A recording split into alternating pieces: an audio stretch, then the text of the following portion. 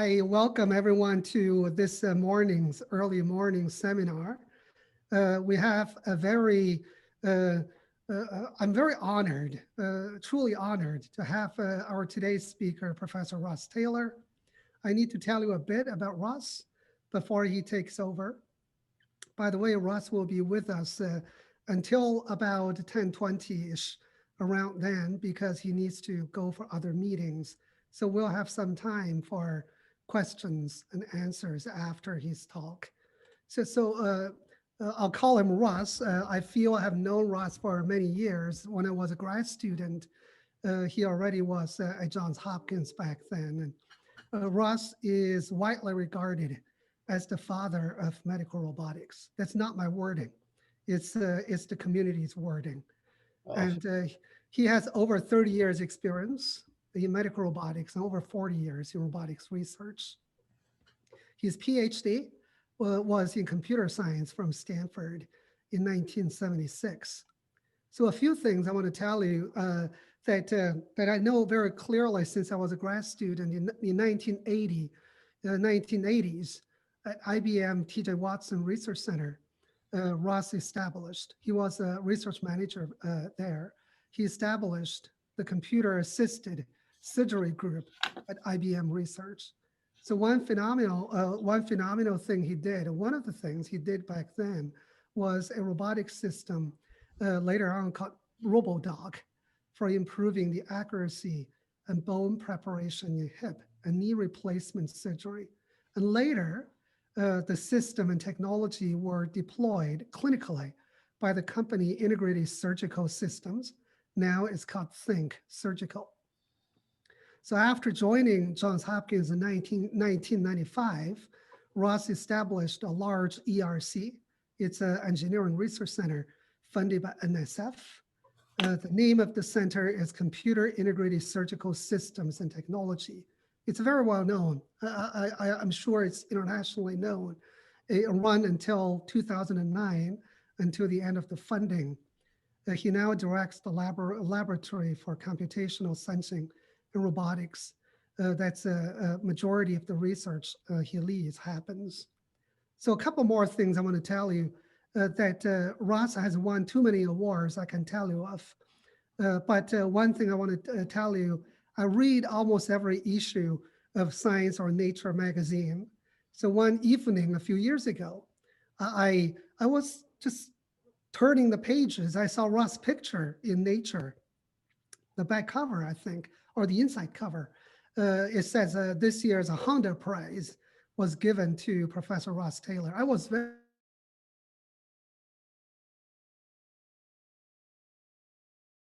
one of the most deserving people. And I wrote a short email congratulating Ross. And I think Ross remembered because we chatted about this at a conference later on. Honda Prize is given to a single person internationally every year. Ross was given that award because of his pioneering work in surgical robotics. So I encourage students to search for Honda Prize and to see how distinguished an honor it is. So lastly, I haven't congratulated Russ on his recent election into National Academy of Engineering of the US. It's quite an honor as well. I guess I won't tell you his 1,000-page CV, other things you can read on his website. But overall, I want to repeat, I feel very honored to have Russ with us this morning. I'm sure all of you will feel the same way, and feel free to talk to him after his seminar. So I give the floor to Russ. okay. Wow. After that introduction, I fear that we've got excessive expectations, but thank you so much for inviting me to talk. What I'd like to talk about today is human-machine partnerships in two areas: interventional medicine and, in honor of the coronavirus, some work we're beginning to think about in infectious diseases and clinical care.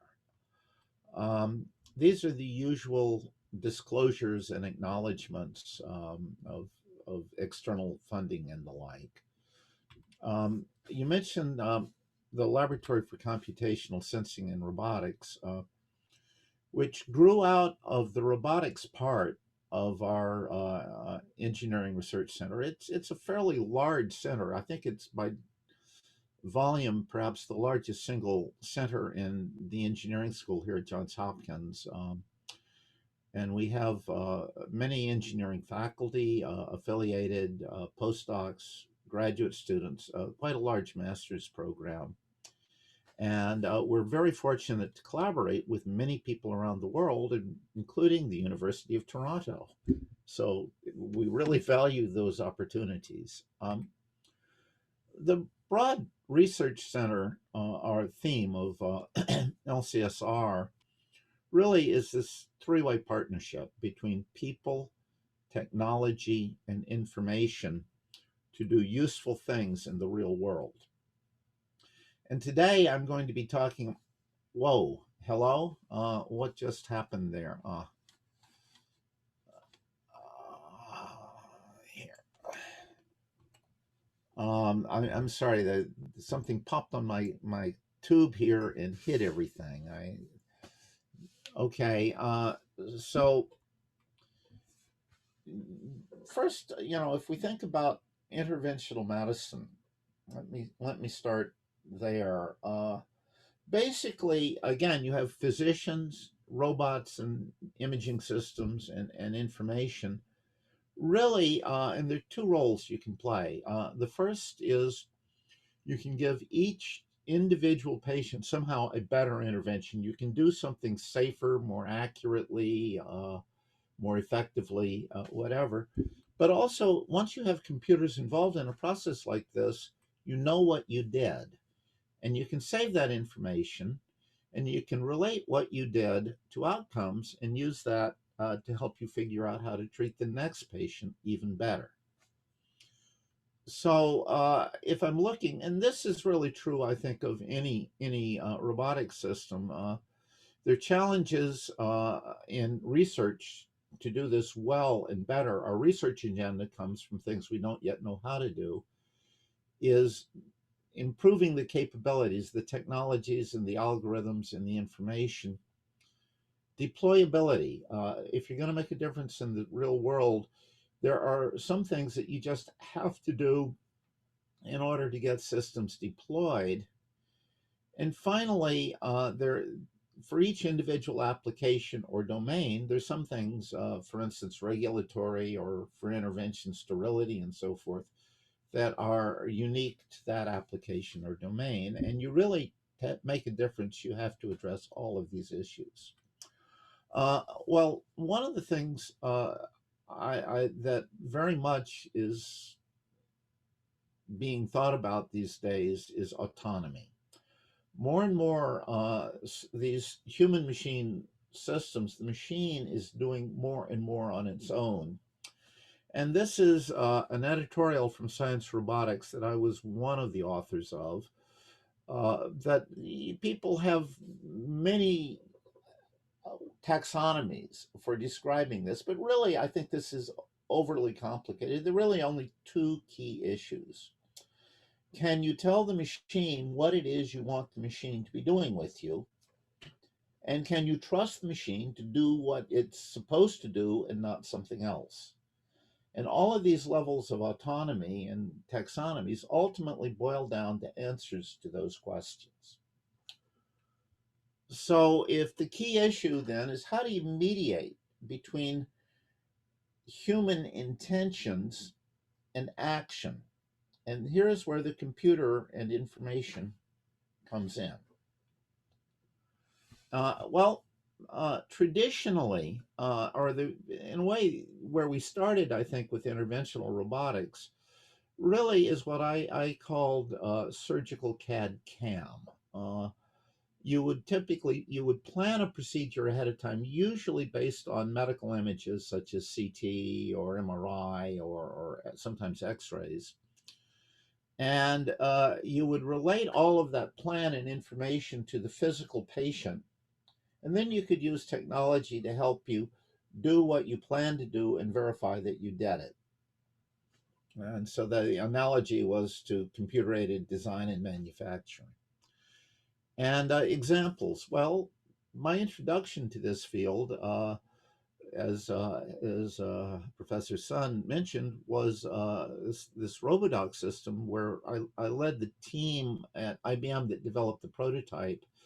And here you see from 1992 the first clinical case that the company did, where we planned it from CT, we did the registration, and the robot prepared the bones. Well, you're still seeing a lot of systems like this out there in the world, and some of the challenges in places where people are still working are, how do you deal if the patient is changing or moving?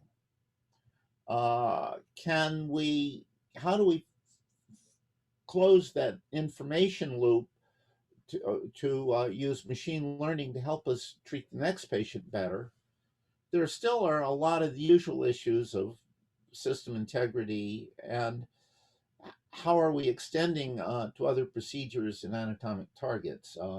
Within hard or semi-hard tissue, one of the key areas we're looking at these days is spine and some other things in joints. And then, of course, there are numerous neurosurgery and other soft tissue procedures as well. Um, Actually, it's interesting that the first surgical CAD/CAM systems really were these radiation therapy machines, which, if you think about them, they're robots, where you plan the task, plan a radiation pattern from CT. You solve a very complicated optimization problem to figure out the machine settings, and then you treat the patient, typically multiple, by shining x-rays through the patient from multiple directions so that you could add up to an effective dose on a tumor but not do too much damage elsewhere. And again, there are challenges very similar to what we have with Robodoc. You know, this experience-based planning is this is a very good domain to look at that. And so here's some work we've done over the past couple of, this was actually now a few years ago. If you think about conventional planning, what happens is you segment the images so you know where the tumor is, you know what you want to do. Somebody called a dosimetrist then works with the computer to solve an optimization problem that produces a treatment plan that you simulate very accurately and then ask the dosimeter or the physician, well, is it okay? Uh, and often, though, you have to go multiple times around this loop and it isn't clear when to stop. So, what we asked ourselves is, well, we know the experience for all of the patients we treated so far. Are we able we found a way of indexing that database basically to find similar patients who should be at least as hard to treat as the current patient. And often, if we found that we could use those optimization criteria at least to start, we could improve our treatment plan compared to what the dosimetrist would otherwise have done.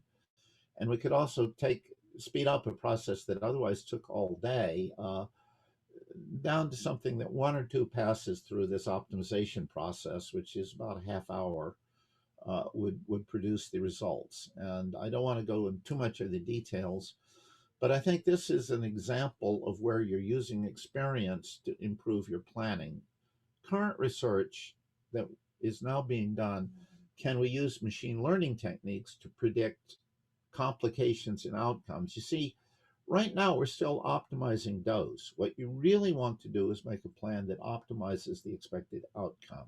And that's a very hard research issue.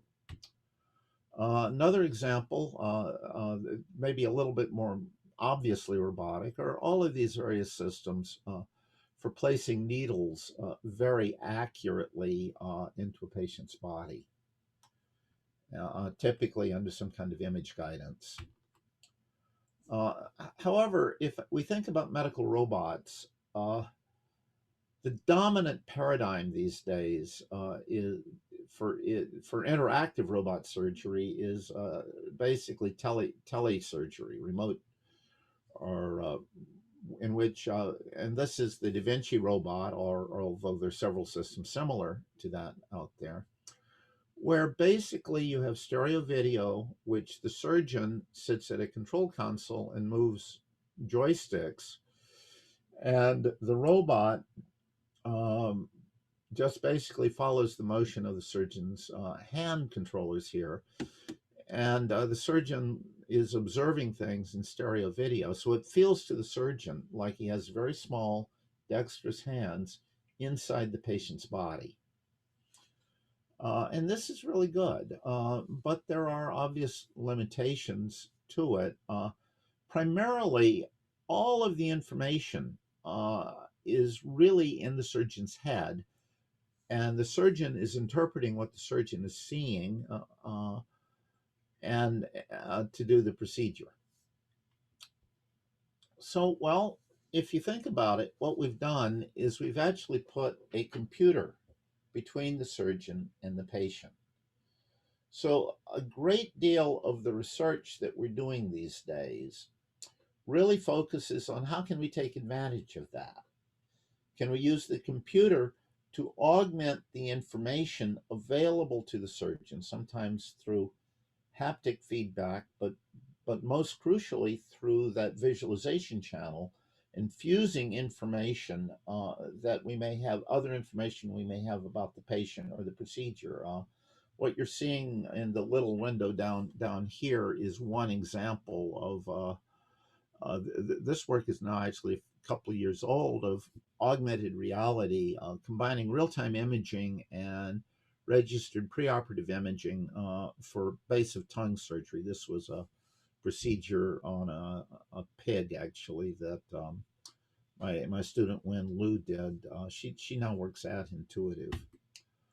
Here's some other work. This was partnership with Chinese University of Hong Kong, in which what you're doing is you're using real-time vision to help you achieve a desired alignment of tissue where you don't have a good model, a good mechanical model of the tissue, just using visual feedback, which is something, of course, surgeons do. And what we're trying to do here is actually to move that little green target dot in a way that to a desired position. And so this is what we're showing here. Now, there is a lot of interest in automating at least steps in procedures, and this is some work really led by Axel Krieger, who is just moved from University of Maryland to Johns Hopkins. He's an assistant professor at Hopkins now, for end-to-end bowel anastomosis, where he's including it's really pretty fully automated. He's got some specialized tooling, real-time vision to do the procedure, and he's continuing to advance this to get it more and more like what the surgeon would do in conventional case. Here's one other example. This is a human-machine partnership.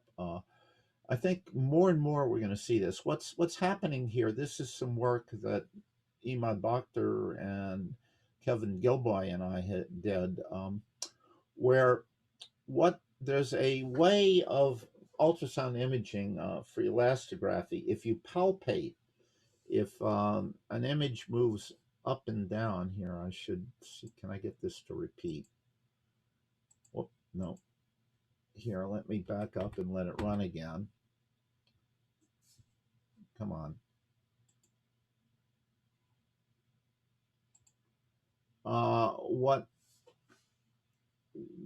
What happens is if you palpate, you can track the speckle in the ultrasound image, and that can tell you something about how hard the tissue is.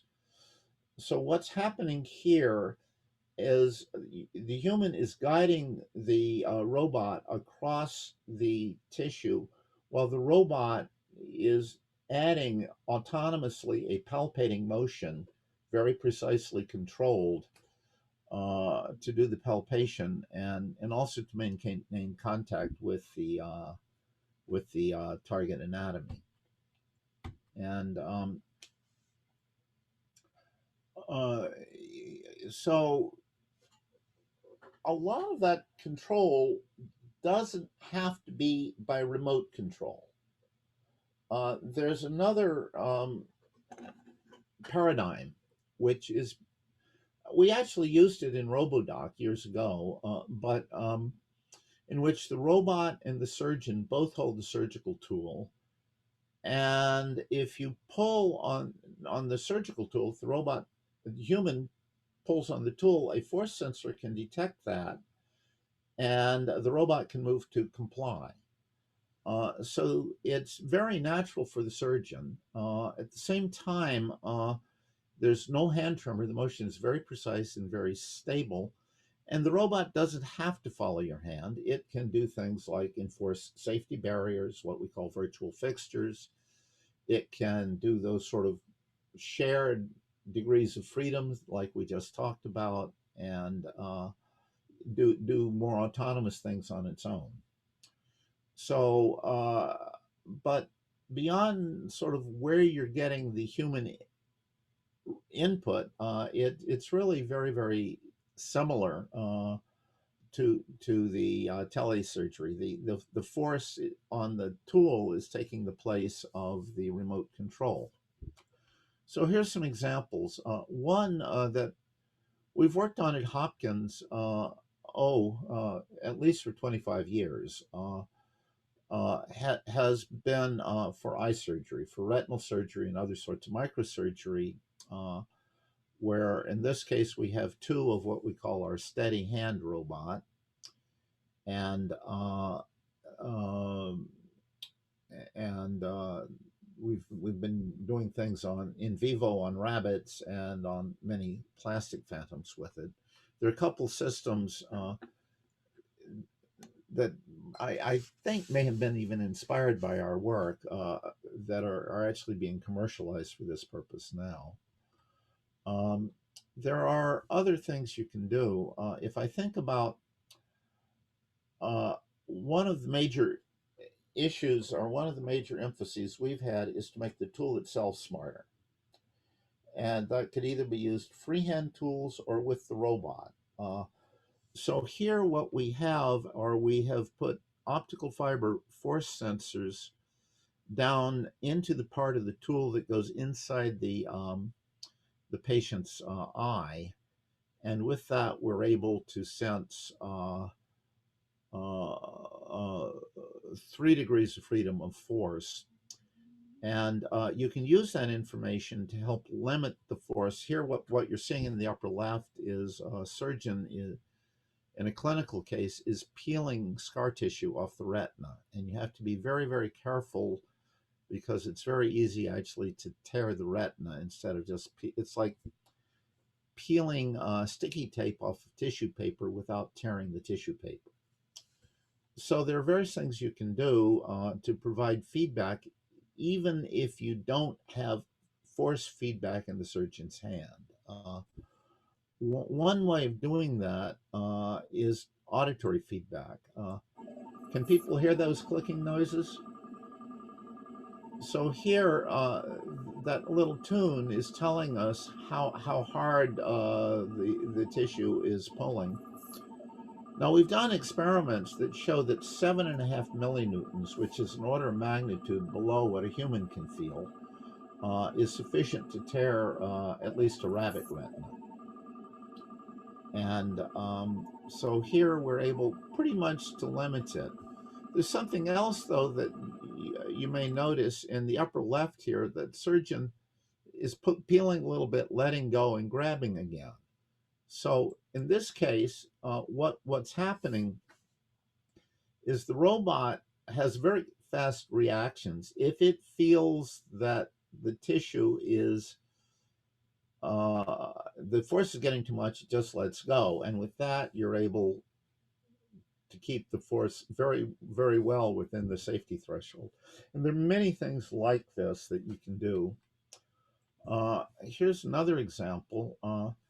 In this case, what we have is we have one robot arm is controlling a light pipe, and the other is an operative tool. And we also have force sensors in the shaft of the tool that allow us to sense how hard we're actually exerting force on the sclera. This is very important if you have, the sclera is the white part of the eye. If you have two robots that are very strong, you don't want them to stretch the eyeball. And so you really need to know how much force, and one robot can even comply to what the other is doing. But here what we're doing is the surgeon is operating manually, and the robot is automatically aiming the light source in the right place. Now this is fine for this case, but the real advantage would be if the surgeon wants to use both hands to operate and then have the robot control the light source. Here's one other example from our retinal surgery. This is some work that Max Lee did about a couple of years ago, year and a half ago, actually.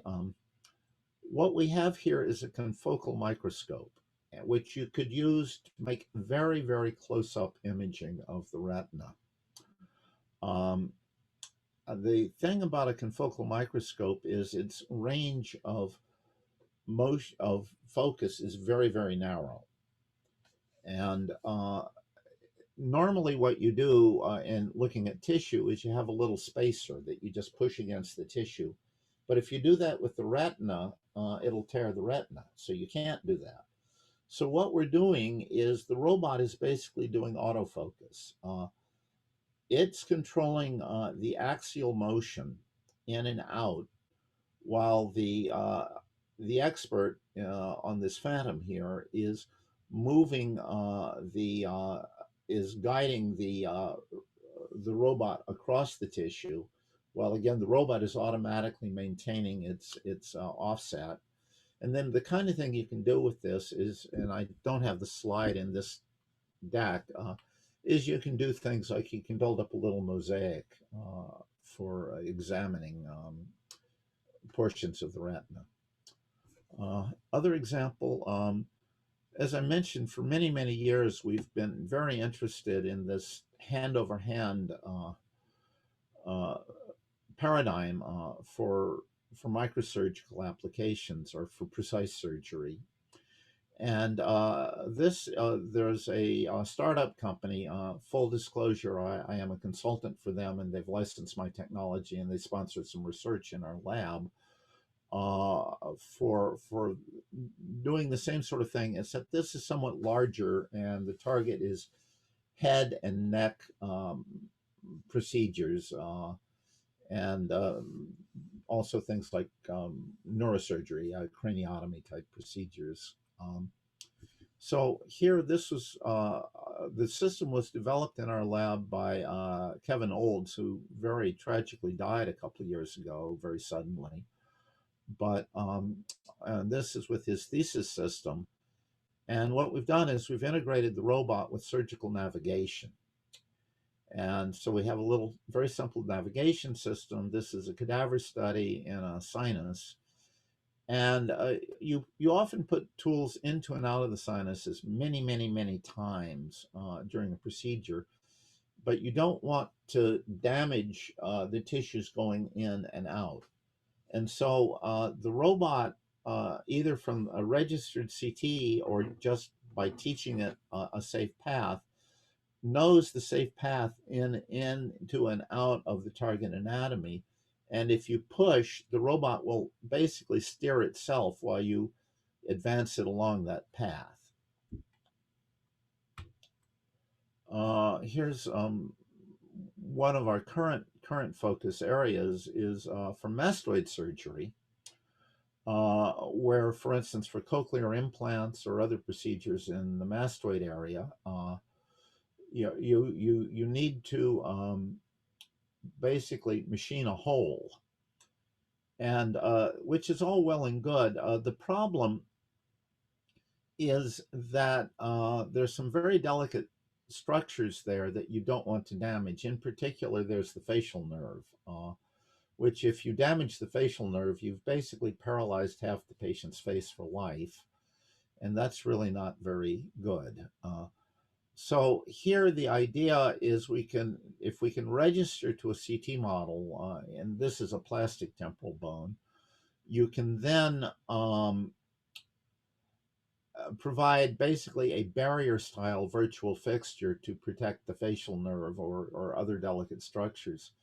In this particular experiment, it's a much simpler virtual fixture just to get the initial crude machining done, and it's basically just 3 planes. And what we showed is that we were able to get that done very quickly. But that's where we're going with that, is taking anatomical models and protecting the very complicated delicate structures. Now, Max Lee, who actually is still, I guess, visiting up in Toronto because he's trapped there by coronavirus, uh, has been looking at the problem of how do you do these virtual fixtures, generating them automatically from anatomy when the anatomical detail is very complex. And so this is some of his work. This is not narrated,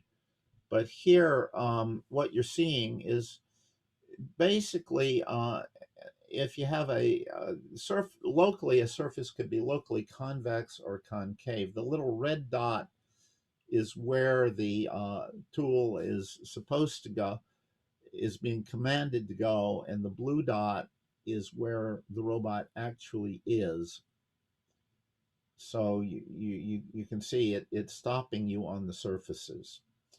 So now I almost should be letting Thomas Louie, who is co-author on this work, narrate, but we did this on a Da Vinci research kit up at SickKids, where they've developed with a piezoelectric cutter for, I believe the the application here is craniosynostosis, I believe. And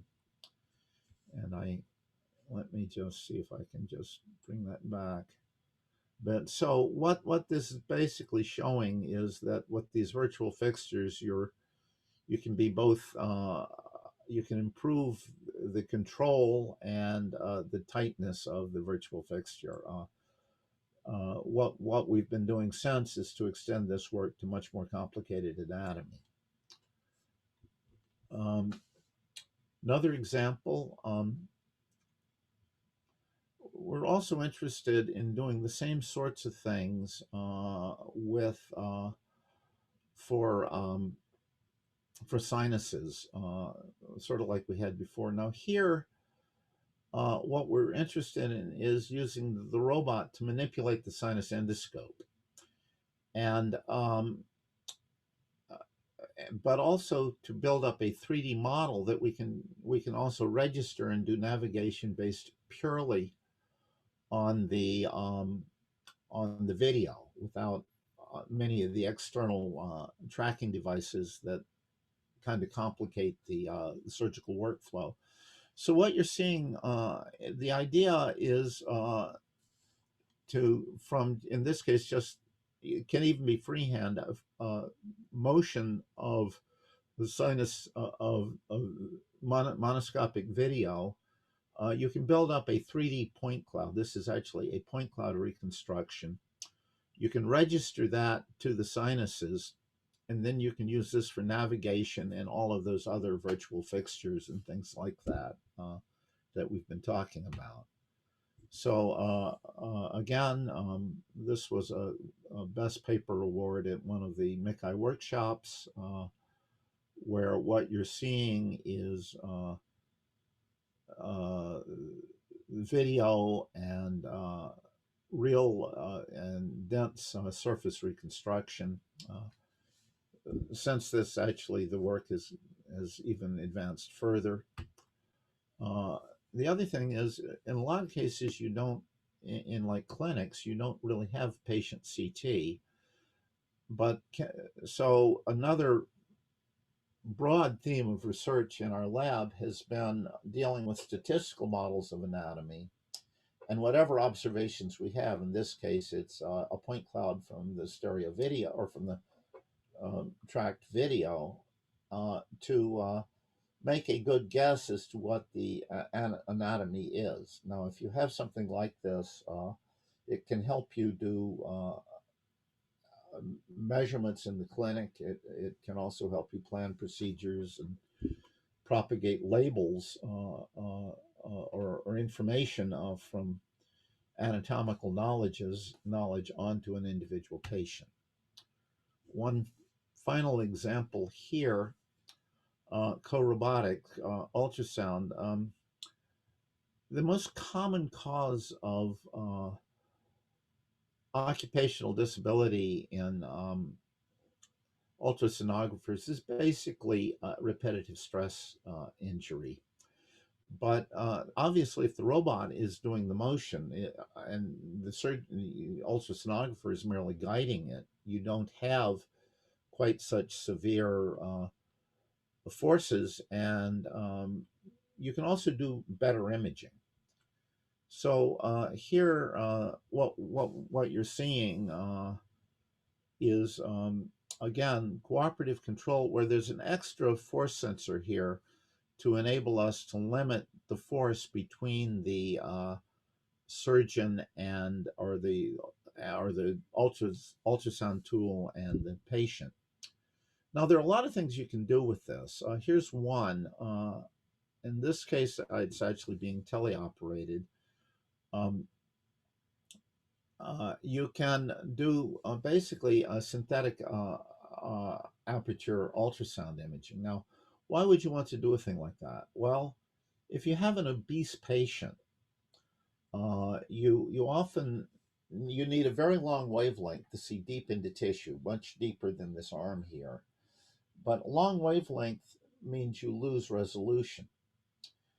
But if you can very accurately control the motion of the ultrasound probe as you move along tissue, so you know precisely where it is, and you keep, especially if you can keep it all kind of in plane, you can do synthetic aperture imaging, which allows you to build up a much both higher precision and also larger field of view of the ultrasound. So this is another area that we've been working on.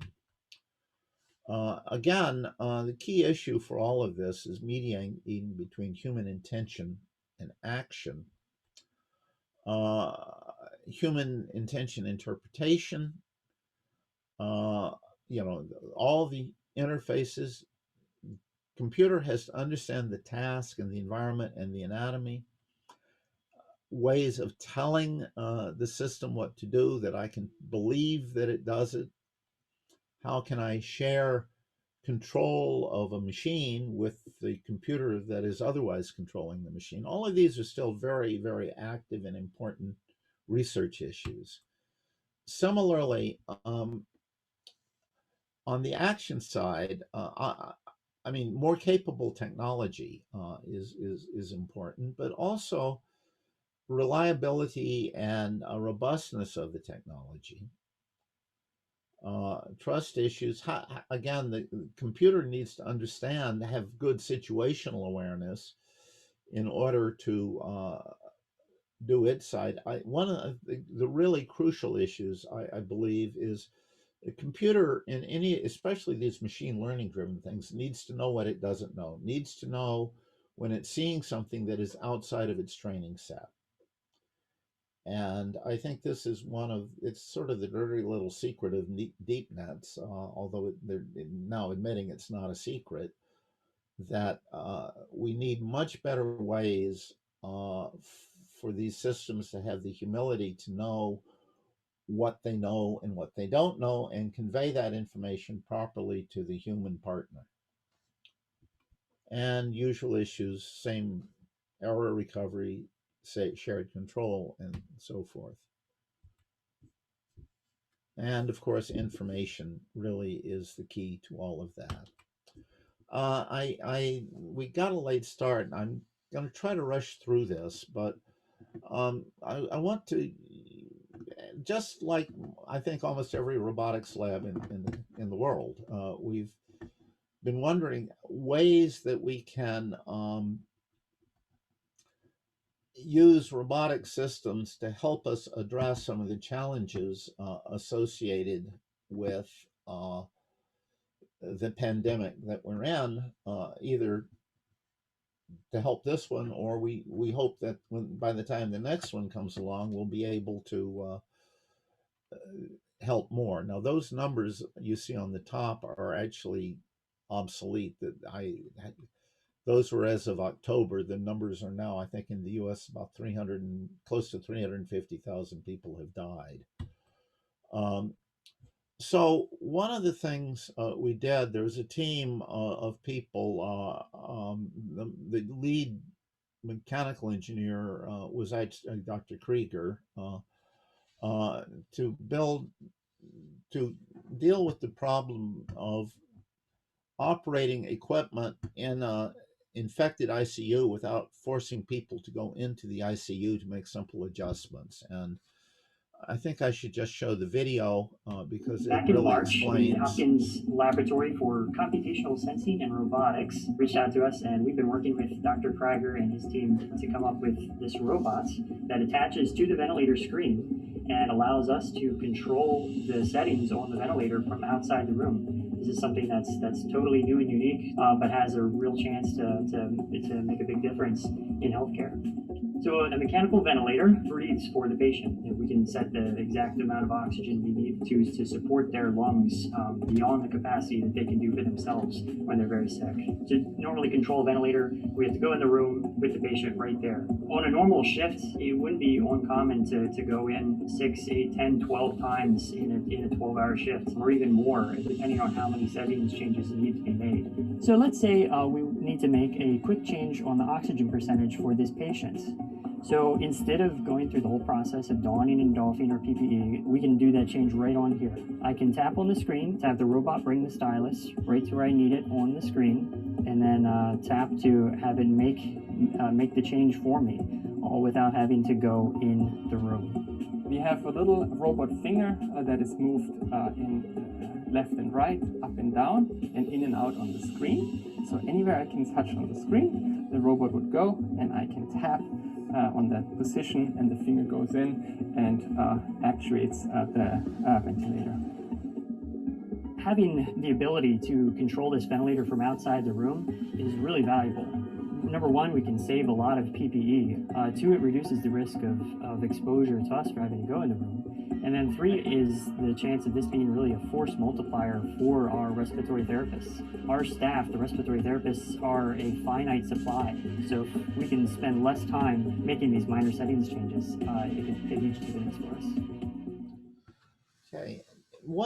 So we're currently seeking the funding that we need to take this prototype and get it to the next step, which is into actual ICUs.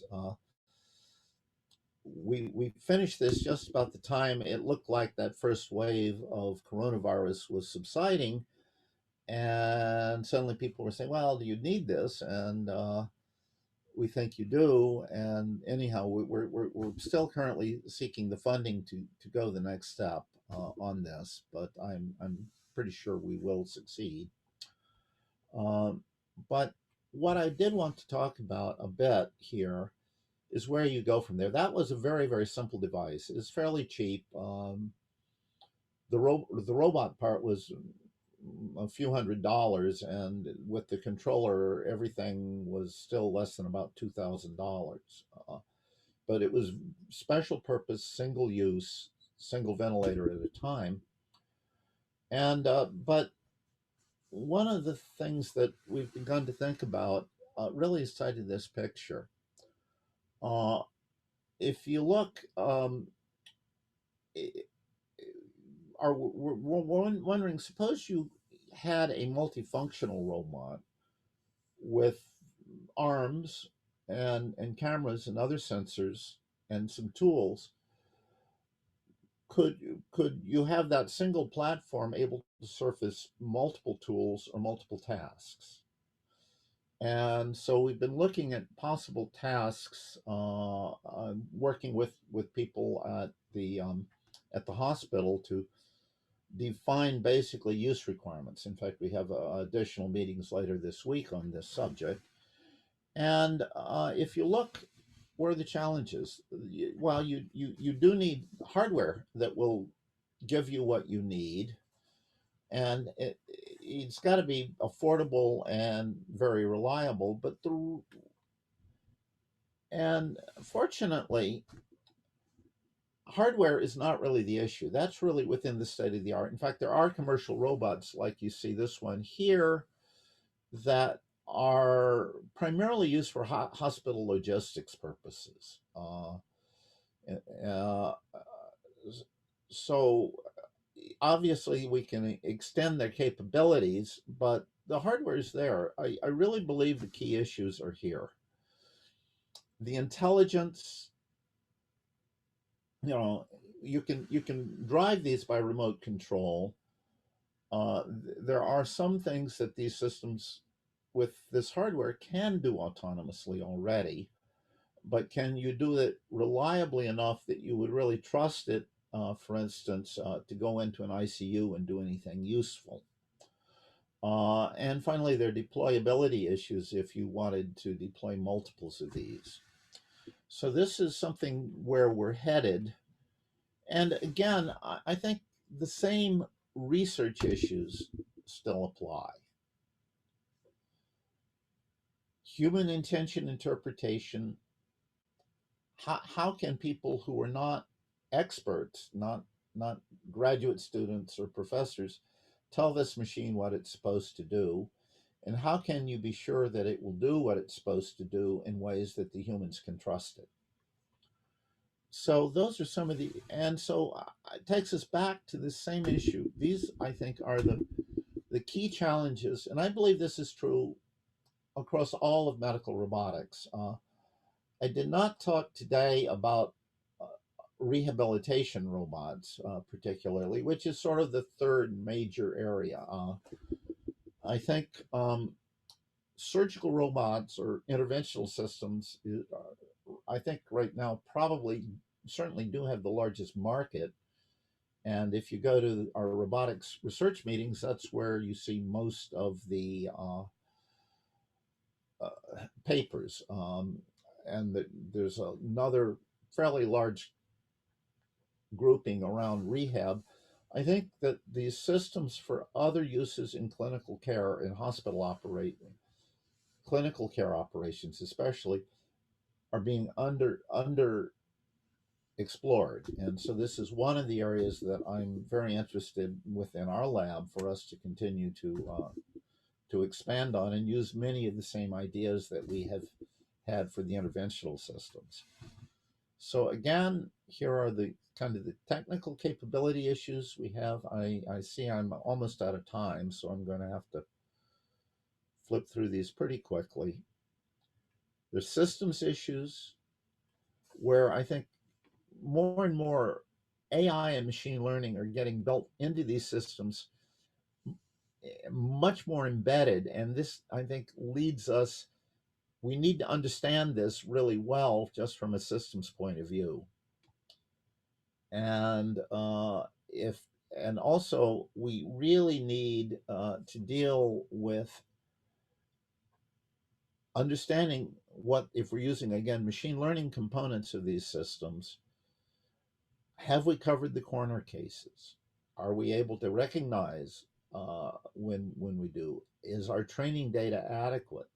Do we understand its limits? And for deployability, I think, especially if you want to repurpose machines quickly for a crisis, you really need agile and low-cost manufacturing tied to it. And so this again leads us to some of these issues of mobilization and infrastructure that I'm almost out of time, and I do want to give people some chance to ask questions. So perhaps I should flip through these quickly. Our late start kind of ran me out of time. I have finished. Ross, you don't have to rush. We'll Well, love to hear you. okay. Yeah. Um, I've finished almost every talk that I've given for many years with this slide. And basically, ultimately, it's not really about us engineers or our grad students or the startup companies or any of that. We are basically means to an end. The end is patient care, it's the patient. And it gives us a chance to use what we're learning, use to directly benefit people. I think some of the most rewarding opportunities I've had over the years as a researcher have been the chances to accompany a physician seeing a patient post-operatively or preoperatively who's used some of the technology that I helped develop uh, to treat the patient better. And I think that that really is what drives most of us in this area. So it's a wonderful area for you students out there. I really envy you because I think the next 10 years are going to be far more exciting than even the last 10 or 20 years have been. So I'm basically done, and I can take questions. And like I said, I need to get to this other meeting, which I'm going to go to late in 20 minutes or so. So I can stick on this channel or go to that other number. What do you want to do? Ross will just stay here to make a good use of time Okay. until you have to leave. And thanks Okay. very much for the very comprehensive, wonderful presentation. So anyone, I see a lot of our faculty members are here too. I see Jessica, I see Paul Milgram. It's nice seeing you're joining Russ seminar. So anyone, please feel free to speak up. I can ask minutes for 30 minutes, but I think I should leave time for you. Okay. People are shy. Oh, a question in the chat. With virtual reality technology becoming better, do you think the future in the future CAD/CAM models will be created or modified by having physicians do the surgery in VR? No, let me say we actually have had discussions about that issue for a long time. Basically, it's a question of for planning and. Generally, when we've talked to surgeons at workshops or other sessions, they don't need to rehearse the entire procedure. What they often would like to do, or at least what they've told us they would like to do, is it's more like keyframe animation. There are a couple key pieces of the surgery that they might want to understand by simulation, different approaches that they might want to take. So you're not going to most of the surgery the surgeon is very good at. It's only a few of the tricky bits that you might want to simulate in advance. At least that's what we've been told. And even in those cases, you might want sort of a human machine partnership in planning them to include let the computer do some optimizing. Now, however, I haven't really emphasized in this talk, virtual reality and augmented reality are more and more finding resonance in these interventional procedures. There's a lot of work at Hopkins and many places where you're using augmented reality in open surgery or in image guided surgery or even in the Da Vinci to provide additional input to give the physician more information. There's a really nice thing that was done by a couple of our especially one of our two of our students at Hopkins with Peter Kazantzidis and with Intuitive, where for the assistants, the people who are assisting in a Da Vinci surgery, the people who don't have their eyes in that viewer, to see what's going on, where using augmented reality glasses, they basically give you visualization into the abdominal cavity where the tools are, and you can use that to follow what's going on and to help sometimes in introducing additional tools or supplies into the patient. I think it's a really neat demo. They showed it at the ICRA in, I guess it was in, was it, in Quebec, was it Montreal the last time we had an in-person ICRA. 2 years ago. 2 years ago now. So Ross, there are two more questions. Okay. One is from Paul, and Okay. after Paul's question, that will be Jessica who raised her hand. So maybe you can address Paul's question first in the chat box. Okay. Well, thank you. Do you think it is realistic for an intelligent system to detect either or both overtrust and undertrust and overtrust? Is it, in other words, no one would want the operator to trust the robot system too much, or basically, but also not use it enough? Well, it's like automatic pilots and flying through a thunderstorm or whatever. No, is it realistic? I don't know. I mean, to some extent, I think it is realistic within bounds. I think it really depends, Paul, on what you're asking the system to do and what the stakes are. But it's a research issue. At Hopkins, one of our other faculty member, Chen-Ming Huang, that's a major part of his research. I'm co-advising a student with him, but more broadly, this whole question of trust in human-machine partnerships is a major focus of his research, and I think it's a key issue. I mean, Go ahead. Just elaborate. As you said, this is a key issue in human factors where we deal with automation.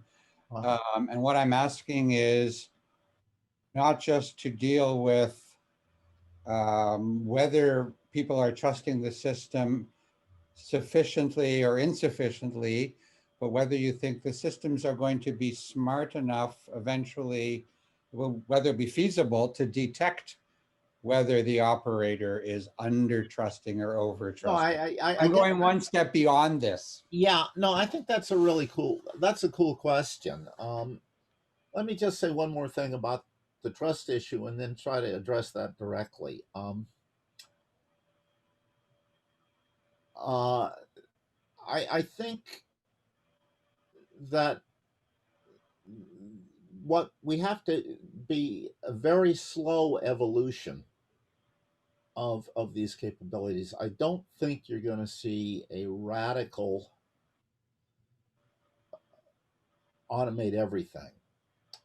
With the automation where it's actually furthest along is in the radiation therapy machines, where, and just as in Robodoc, the chief risk there is it's all very carefully planned, and you're basically relying on the machine to know the registration and keep the registration right. But exactly this other question of can you detect trust, I don't know. I think you probably can't. Like automated car driving. They there are my understanding is they do have these systems that kind of try to see, is the driver paying attention or reading the newspaper, and so that might be an example. But it's interesting because the student I'm co-advising with, Professor Huang, we actually were talking about that issue. I guess it was Friday when we have our weekly meeting. I think it's. Do you think it's feasible? Well, I mean, like if you take the example of the sinus operation, okay, Mhm. so this, as I understood it, the surgeon is guiding the rope or the effector, I'll call it, Yeah. along that canal, and your intelligence system has understood what the best path is, and the surgeon should be able to be more aggressive, and the machine might say, hey, come on, you're not, you can be more aggressive on this, but you're not trusting me enough. Or the surgeon could be holding back and not being being too aggressive. I'm getting mixed up here. You could be too aggressive or not enough aggressive, and the system would be able to figure out that there's still a lot of leeway and somehow add another feedback, be more encouraging, and either develop more trust on the part of the operator or maybe take some away. Say, hold back a little bit here. I, You can't do everything. well, That type of thing. I think that's an interesting thing to speculate. It might be. I, yeah, how you would do that, I'm not sure, but I think that's a really interesting question, Paul. I mean, I'd love actually a chance to talk with you and some of the other faculty about those kind of things, and maybe even get my faculty colleague to join us because it's a hard question, but it sounds like it'd be a really fun one to deal with. All the same kinds of issues in all sorts of automated systems, Yeah, no, including automated cars and oh, automated cars. I mean, yeah. autopilots. Yeah. But again, the way I think you're going to see automation introduced or autonomy introduced into these interventional systems is very gradually under very constrained circumstances. An example might be if I have a robot that's able to insert a needle into a blood vessel and detect when it's in the blood vessel and stop before it goes out the other side. Yeah. So what you do is the surgeon would basically line things up. The robot might even do a little bit more vision or something to get itself perfectly aligned and would use some very delicate force sensing to feel the pop and then stop. In fact, there are systems that do that kind of thing now. But but I think what we're going to see is fairly incremental progress until you've got a much larger suite and experience, at which point maybe we'll have some experience to answer your question. I think there was another question. There's one more. Maybe Jessica, But Jessica can be up first and Eric second, and okay, then we do the chat box again. okay, Jessica, go ahead. okay. Hi, Russ. It's always good to see you. Really happy that you have been speaking here Yeah, today. Jessica. Yeah, well, Made me realize how much I miss going to Hamlin Symposium in Nicra now, Russ, because I haven't seen you last year. yeah. Well, maybe some year in the future. What I hope so. I hope so. next year in Jerusalem or whatever. I mean, it's who knows, but Who knows? I'd love to find an excuse to come visit you folks as soon as it's legal. Absolutely. As soon as it's legal, we should have you. My question today, I'm changing gears a little bit from that super interesting question that Paul was posing. I mean, you're clearly a super distinguished surgical roboticist. Like, you leveled the field for many of us. I remember myself being an undergrad reading your papers, and now I'm doing surgical robotics research myself. Yeah. So the question that I have is probably more for all the younger people in our seminar today. Like, what's your advice being in surgical robotics for all the young students in the seminar today? What's your advice? How can you make it in surgical robotics? Well, how can you make it? Obviously, you need the technical knowledge and experience and training to do the technical parts. But I think probably the really other crucial thing is to learn how to understand the problem. If I look at the best surgical robotics research, and I won't call it the worst, but it really has to do with motivation and understanding about the problem you're trying to solve. Just because something looks technically cool doesn't by itself necessarily advance the field very much. I think surgical robotics or these newer ICU systems or robotics generally, you're fundamentally dealing with translational technology. Uh, you're also, it's a system. You need to you're dealing with a system that does something useful in the world. And typically, because of this three-way partnership, I think it's important that people in the field understand both the technology aspects and some amount of the information aspects and some amount of the human aspects, even if you're concentrating in one area. So you really need to learn to work in a multidisciplinary environment. And finally, and crucially, you need to understand the use case. You need to understand, if you're successful, how would you measure success and why is that important? Now, there's still a great chance to do research. What I usually articulate what we're doing is, yes, we're building a system, and there's some parts of that are just pure engineering, things that just have to be implemented well. That won't get you a PhD or tenure. Well, I can make some cynical remark, but it won't. But the kind of systems we're dealing with are hard enough. There's a bunch of stuff to really do it well. To get that advantage, you don't know what you need to know. There are things you just don't know how to do. Guess what? That's research, to figure out the things you don't know how to do and to figure out how they relate to what you're doing. So this is what I tell my students, at least, and so far they've been fairly successful at it. So I guess it does make some sense. Does that help you at all? I mean, that's what I think, at least. And a lot of the work I see coming out of your place has that flavor. So maybe several of us agree. Okay, next. So, It Russ, resonates thanks. very well. Eric? Yeah, thanks for your inspiring talk, Russ. My questions, I guess, as a follow-up, related, how much actual medical or surgical training and exposure do you and your students have? Like, do your students go and do training with clinicians, or do you really rely on your collaborators to, I guess, handle? I primarily have been relying on our collaborators. We started a course here called Surgery for Engineers in that big NSF center. And then the course the physician who was teaching it kind of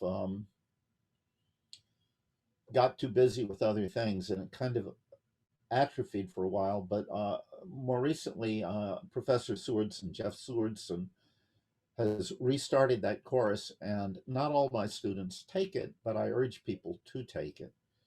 And so having a lab course taught by surgeons is very valuable. I mean, the other thing I think is really valuable is to go spend some time to watch some procedures. So spend some time with surgeons. I mean, both the Robodoc system. We went and saw some hip surgeries, and when we first started, there's another whole thing I did at IBM, craniofacial osteotomies, that I got to talking to the surgeon. He said, "Well, why don't you come down see a case?" It was a 12-hour case. We actually planned our research during the lunch breaks and the various breaks. And he said, "Well, you didn't turn green or pass out in the OR, so I think we can work with you." But I think having yourself embedded somehow in the hospital for a period of time is something that's very important. Nasir Nawab from TUM, and he has a joint appointment at Hopkins, also emphasizes that. So I think that's important. Now with sick kids and the other Toronto hospitals, you guys have a great opportunity, Yeah. as we do. One of the reasons I went to Hopkins rather than when I was leaving IBM to come here rather than a couple other places is the medical institution is in the same university as the engineering school, and that made things somewhat easier. Okay, I've only Great, got thanks, a few Russ. more minutes, so were there other questions? In the chat box, there is a question, Russ, Right. asking you, do you see how well medical professionals are accepting medical robotics? Maybe you can tie that question to a little bit historical view. What do you see in the past and now, the acceptance level? I think the acceptance level, well, obviously it's mixed, and a lot depends on the particular clinical discipline, and also there's some turnover is with younger physicians, and standard of care, and also patient demand. Uh, if you're looking at Da Vinci's, they're as an example, that style of surgery is practically standard of care in a number of areas. And I think you do see enthusiastic response, or if not enthusiastic, at least acceptance more and more in those cases where the patient benefit is manifest. And I think just like every area, they're early adopters and visionaries. By the way, Jim Drake was an early visionary with some very early work he did with Andrew Goldenberg there in Toronto, who see potential, and then but as you need ultimately to have it successful, you got to medicine really is supposed to be evidence-based, and you really need the evidence. So if you can show a significant technical advantage, that can often make a difference, although you have to convince people that it's worth the cost. If you can show a significant clinical advantage, that's also useful. But I think there's a certain amount of skepticism still, but I think at the same time you've got to show real advantages. I think surgeons often are nervous about if the robot's going to take over what they do, and that's partly a rice bowl issue. Is the robot going to take my job? No, surgeon, it's not going to do that anytime soon. And partly a natural skepticism of, well, can I really trust this machine to do what I do better than what I do? And so I think that's why the right path for us all forward in this community is to emphasize the human-machine partnership and define applications where we can see a significant advantage. In the case of, for instance, this mastoid surgery, I think the initial advantages are primarily going to be safety advantages, as an example, but those can be important. One other advantage for older surgeons is, since the robot doesn't have physiological tremor, a very experienced surgeon whose dexterity is beginning to get worse can still operate for a longer time, and obviously that meets a rice bowl need. But there's also a patient need because you have this very experienced surgeon where you can continue to match the technical performance with the experience. One just one anecdote there. This was while I was still working at IBM. We were interested with RoboDoc, which is this hip surgery system, where the company had already been started. But we were doing research to support them. We began to look at, well, revision surgery, which is cases where the old implant has failed and you have to get it out and re-prepare the femur and put a bigger implant in. And I went to watch actually the guy who literally wrote the book on hip on revision surgery, Rod Turner, was that his name? Who and watching multiple procedures over the course of a day or two, and one of them was being taught by was being performed by a resident. And what he said to her, I thought really resonated. He said, "Look, your hands at this point are better than mine." I don't know if that was strictly true, but maybe he was just encouraging this younger person. But the difference between me and you is experience. Here, now let me show you, if you do it this way rather than that way, it'll be easier to do the next step. So, I mean, that always resonated. So, now it could be with AI, we'll be able to recognize that. And there is a lot of research on training and use of this technology in training and things like that as well. At Hopkins, the person who's really led that has been Greg Hager. Okay. I think they're calling you, Ross. Well, my alarm was telling me that I promised I'd be at the other meeting by 10:30. So Anyhow, Ross, I didn't have a chance to ask you questions, but we'll get you on campus, and I can take one more question if you have one. I have one that can only be answered by you. I have an old question and a new question. I'll keep the new one when I see you again. Okay. The old question, I'll call it old. So if you look at the past 40 years, what would you say the most impressive advance, either technically or whatever ways, in surgical robotics?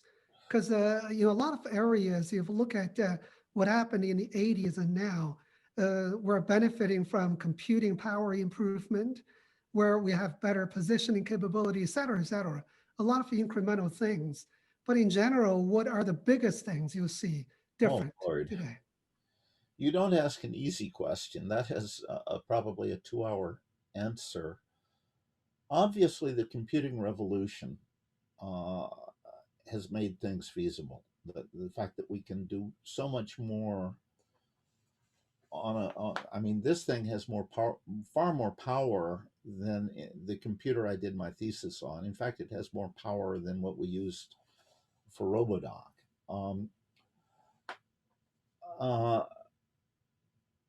I think actually probably the thing that has been most pronounced, though, is probably the success of the Da Vinci.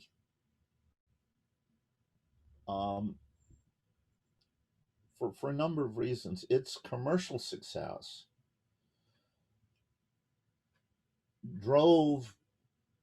kind of validated the field from the point of view of the people who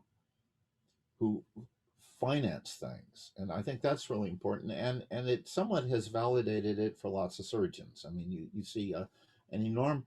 If you do a Google search on robotic surgery, you don't see the engineering papers near so much as you do the clinical papers.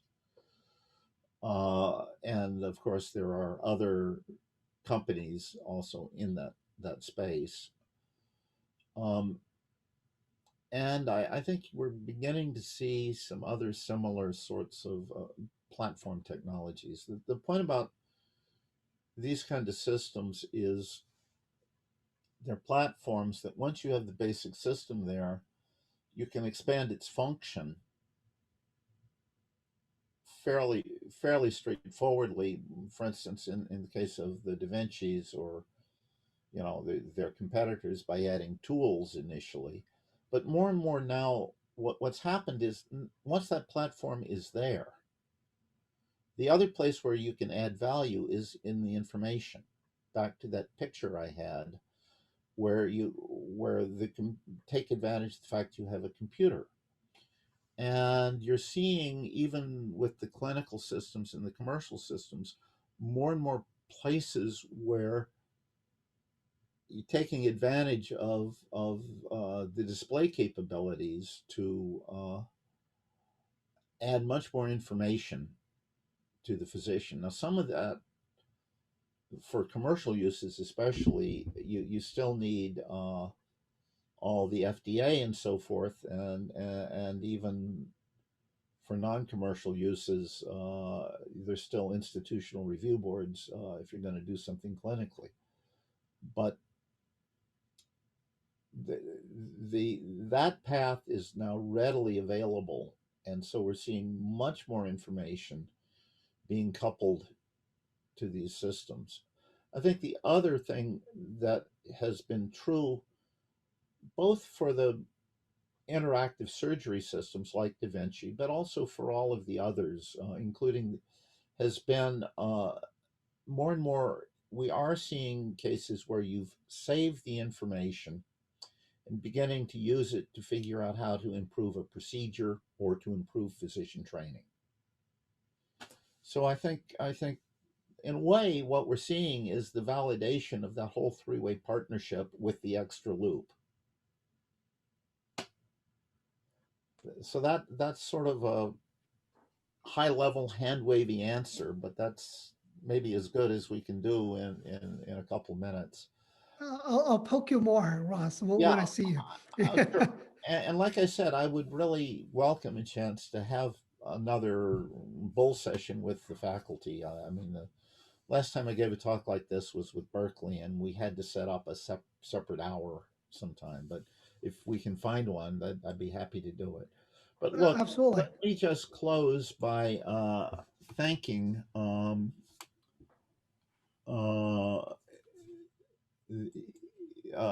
Toronto for hosting me and giving me this chance to talk to you. And students out there, if you're undergrads or master's students looking for a PhD program, keep us in mind.